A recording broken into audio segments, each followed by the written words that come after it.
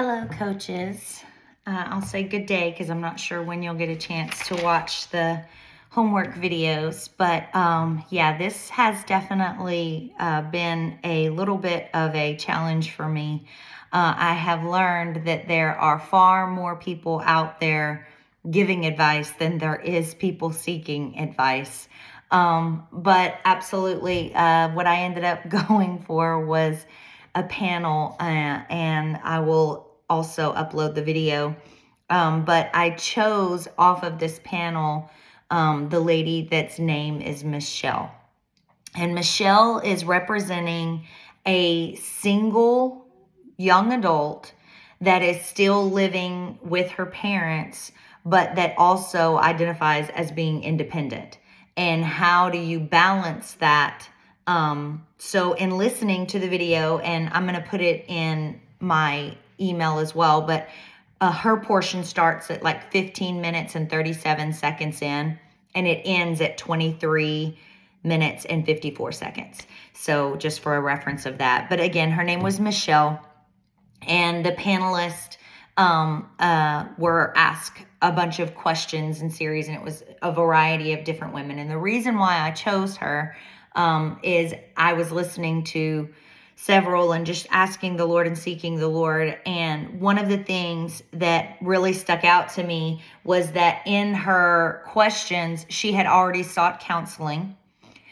She had already pretty well identified who she was and what she believes that God is doing in her life.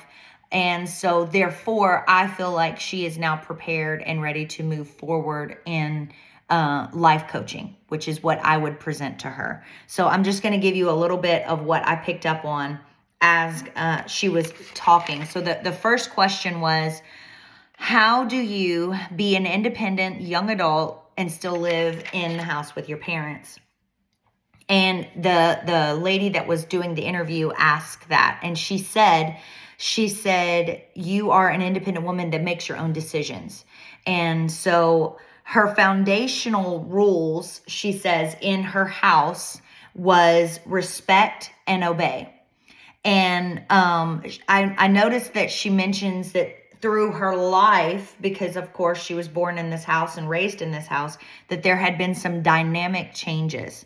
And that if you did not follow these foundational rules when she was younger, there was of respect and obey, that there was always discipline. She also notes that she is now the only child that is left in her mom and dad's house, and that the other siblings had left either to be married or to go to Bible school.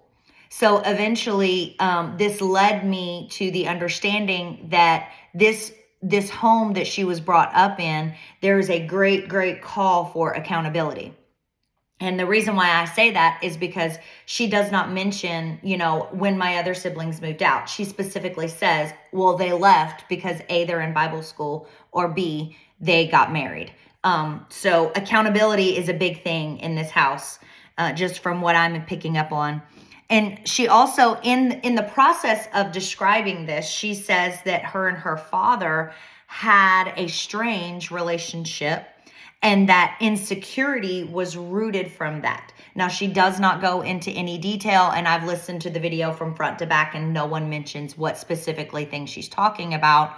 But in the process of this 15 minutes and probably around to 18 minutes, the word trust is mentioned like 4 times. So I am under the interpretation that this is something that has been instilled in her, and it is something that they hold to a high value. But I also have this in my spirit. I feel like there's something that has there's been a loss of trust. Whether it be through the parents, whether it be through, maybe one of these other siblings that are now married and are off to Bible school. I'm not sure. It did not go into details, but she's so firm on, and she keeps bringing up trust. And she's talked about counseling. She actually has her counselor sitting beside her on the panel. And I'll get to that in just a minute. But one of the things that she specifically says that she deals with is pride.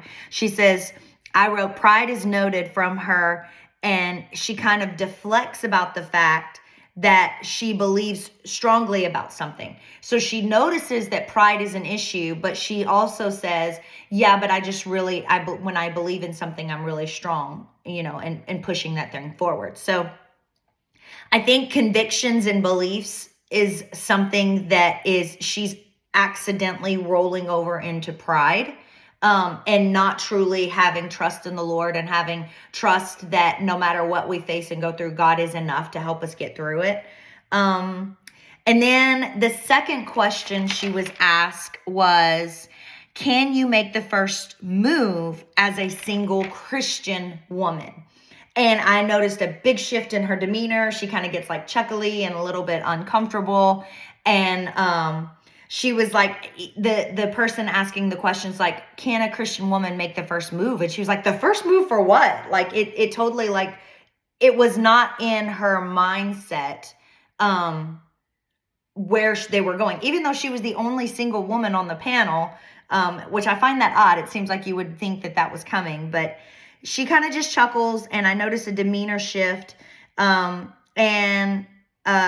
was like she was looking for it to be more about that you could be single more than you could look for your potential mate. So when she was asked this question, she wasn't geared to go that direction.